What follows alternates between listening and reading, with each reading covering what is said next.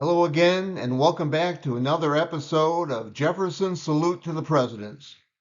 During the next half hour or so, you'll be treated to the sights associated with the life of our sixth president, John Quincy Adams. Since JQA loved fresh fruit sprinkled with sugar, why don't you grab a bowl of fruit, sit back, and enjoy the show?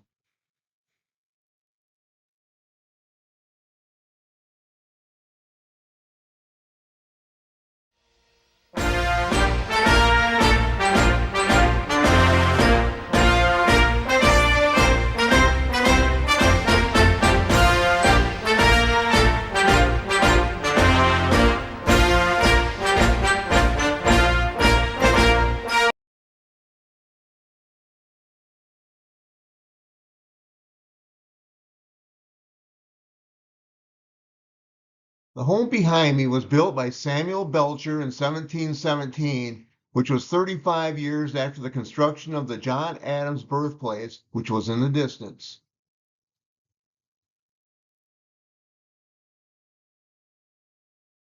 In 1744, Deacon John Adams bought his neighbor's home, which sat on 9.5 acres of land and was only 75 feet from his own farmhouse.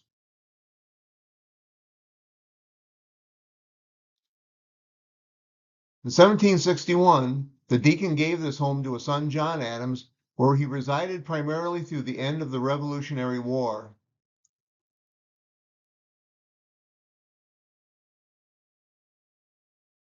On Saturday, July 11, 1767, Abigail Adams gave birth to son John Quincy in this home. The baby was named after his mother's grandfather, Colonel John Quincy, after whom Quincy, Massachusetts is also named. Unfortunately, Colonel Quincy died 2 days after his great-grandson's birth.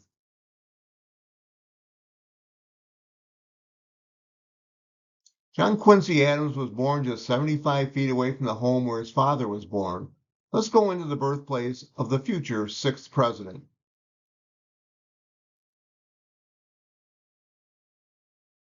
When John was away in Philadelphia, Abigail sat by this fireplace and molded lead musket balls for soldiers in the Continental Army to use. I also imagine young John Quincy as he sat by this fireplace to keep warm while his mother made the musket balls.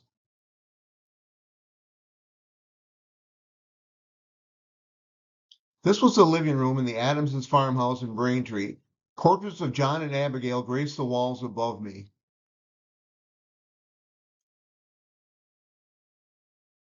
The 18th century cradle to my left represented the one used by all six of the Adamses children who were born in this home, including John Quincy. The best part of all, the floorboards I'm standing on were original to the home. That's right, John, Abigail, and John Quincy Adams all walked on this floor. John Quincy Adams lived in this home until he was 10 years old. After that, he began traveling abroad with his father, was away at school, or lived on his own.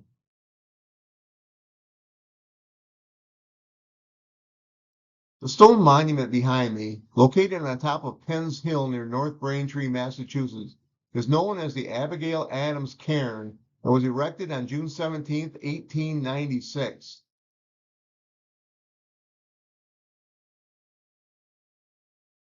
I'm standing on, or very near, the spot where Abigail Adams and her children, John Quincy and Nabby, stood on June 17, 1775 and watched the Battle of Bunker Hill unfold over the horizon in the distance.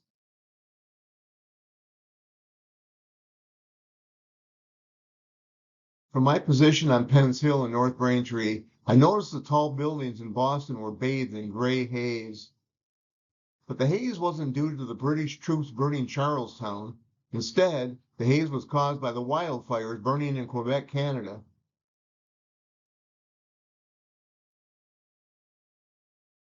John Quincy Adams was nearly 8 years old when he stood on this granite boulder with his mother and sister. Monuments come and go over the years, but these rocks I'm standing on have been in that same spot since the Ice Age.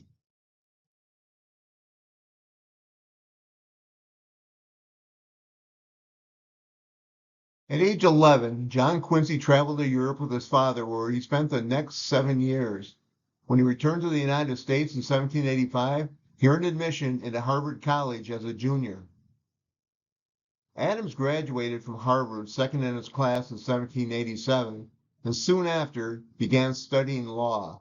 By 1790, John Quincy started his own law practice in Boston.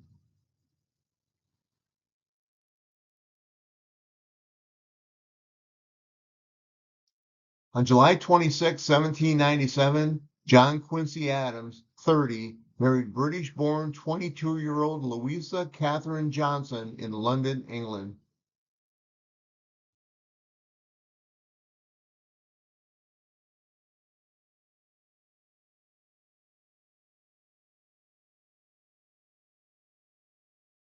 In 1802, John Quincy Adams was elected to the Massachusetts House of Representatives, where he served only 11 months before being elected to the United States Senate.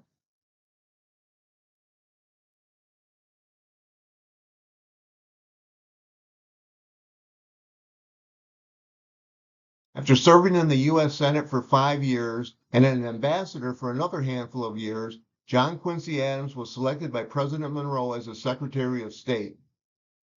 While serving as Secretary of State, Adams formulated the idea of warning European nations against interfering in the affairs of the Western Hemisphere.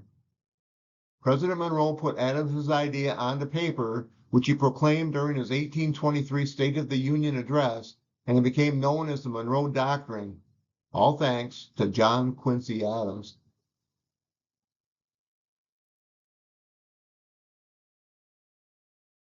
During his time serving as ambassador under President James Madison, John Quincy Adams negotiated the Treaty of Ghent, which ended the War of 1812.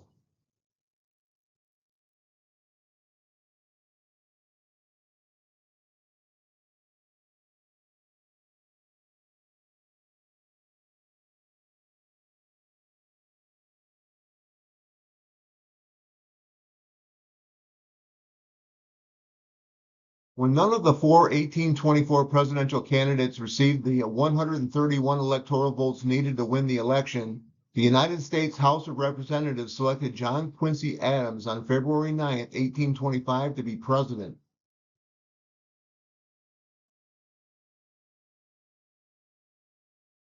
On March 4, 1825, John Quincy Adams recited the presidential oath of office in the House of Representatives chamber. Adams was not only the first son of a president to become president, but he was also the first to wear long pants instead of knee breeches for the inauguration. John Adams was alive to see his son become president, although he passed away the following year.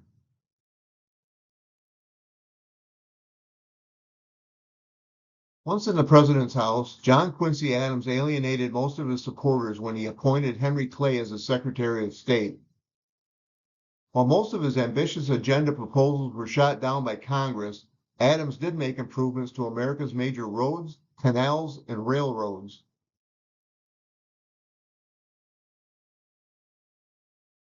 During his presidency, John Quincy Adams was known to go skinny dipping in the Potomac River. During one of his swims, the president's clothes were allegedly stolen, and he was forced to walk back to the president's house naked.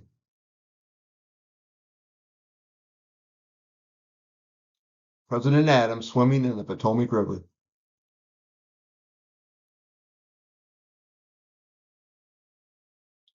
First Lady Louisa Adams.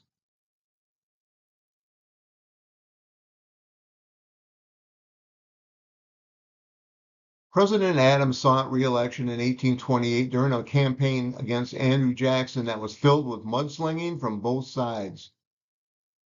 When Senator Jackson soundly defeated Adams, John Quincy refused to attend Jackson's inauguration and returned home to Quincy, Massachusetts, where he planned to retire.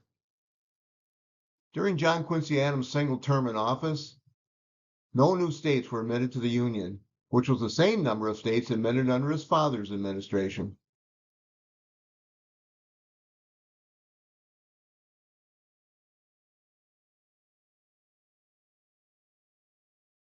Built in 1731, John and Abigail Adams bought this farmhouse in 1787 while they lived in London.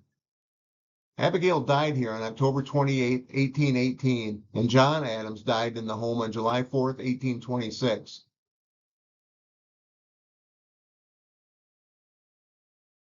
Following the death of his father, John Quincy Adams lived in Peacefield following his presidency.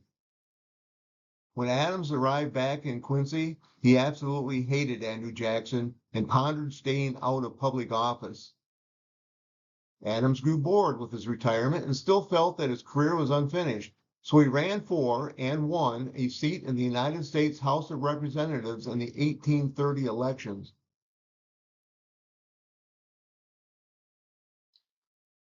The United First Parish Church in Quincy was originally financed by John Adams through a land donation, and most of the granite came from the Adams family quarry. After the church opened in 1828, John Quincy and his wife Louisa attended services there whenever they were in Quincy.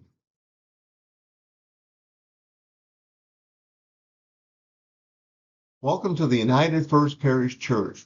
Mahogany pews and altar were original to the building's 1828 construction.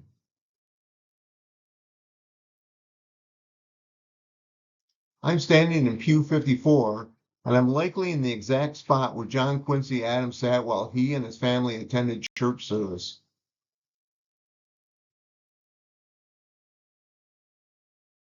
This was my view from the Adams pew. It was a good thing John Quincy Adams, at 5'7", was a lot taller than me.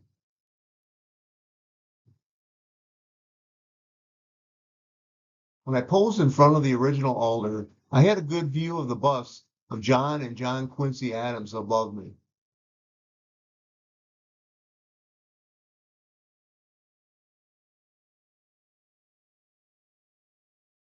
John Quincy Adams won his election into the House of Representatives, even though the popular opinion, including his wife and youngest son, was former president should not run for public office.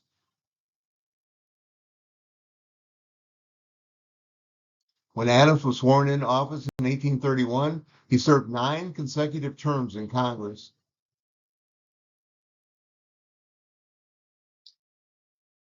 I'm standing on the spot in Statuary Hall where John Quincy Adams' desk was located during his time in Congress. During a session on February 21st, 1848, Adams stood up at his desk and shouted a very loud "No" vote against a proposal. The former president slumped down into his seat. He had suffered a massive stroke.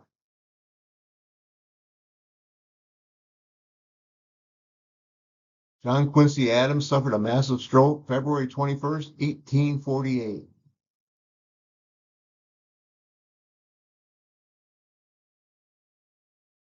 Paralyzed on his right side, Adams was carried from his desk to the speaker's room, which can be seen in the background.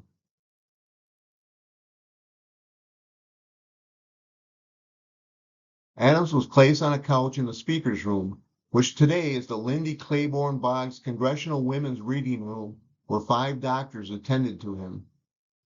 Knowing he was gravely ill, Adams said, "This is the end of earth, but I am content." Those were his final words. John Quincy Adams slipped into a coma and died 2 days later on February 23rd, 1848 at 7:20 p.m. He was 80 years old at the time of his death.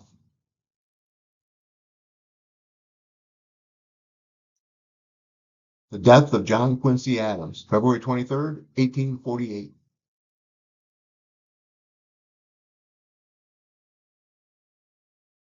Following a funeral service in the hall of the House of Representatives on February 24th, 1848, which was attended by President Polk, the coffin bearing the body of John Quincy Adams was transported to Congressional Cemetery in Washington, where it was placed inside the public receiving vault.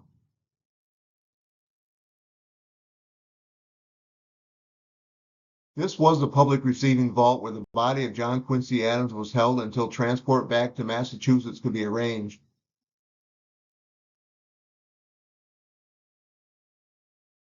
Not only was Adams entombed here for about a week, but Presidents William Henry Harrison and Zachary Taylor spent time here after their deaths as well.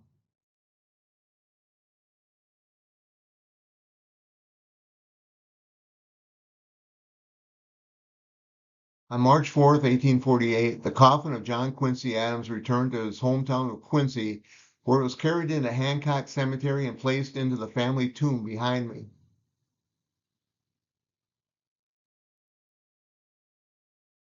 John Quincy's body remained in this tomb for roughly 4 years. 7 months after his wife Louisa died on May 15, 1852, their son Charles Francis Adams had his parents reinterred into the newly expanded family crypt beneath the United First Parish Church.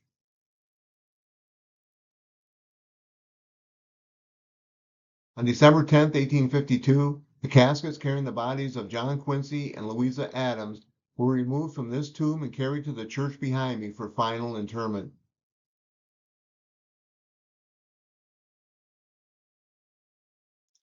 I'm in the crypt area beneath the First United Parish Church where John, Abigail, John Quincy, and Louisa Adams are now entombed.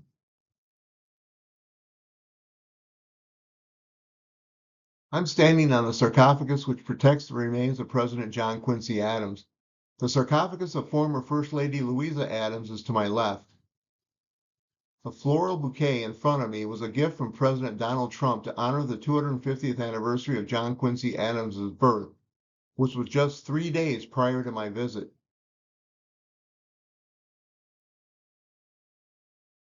When I stood on John Quincy's final resting place, I looked to my right and saw his father's sarcophagus about 20 feet away.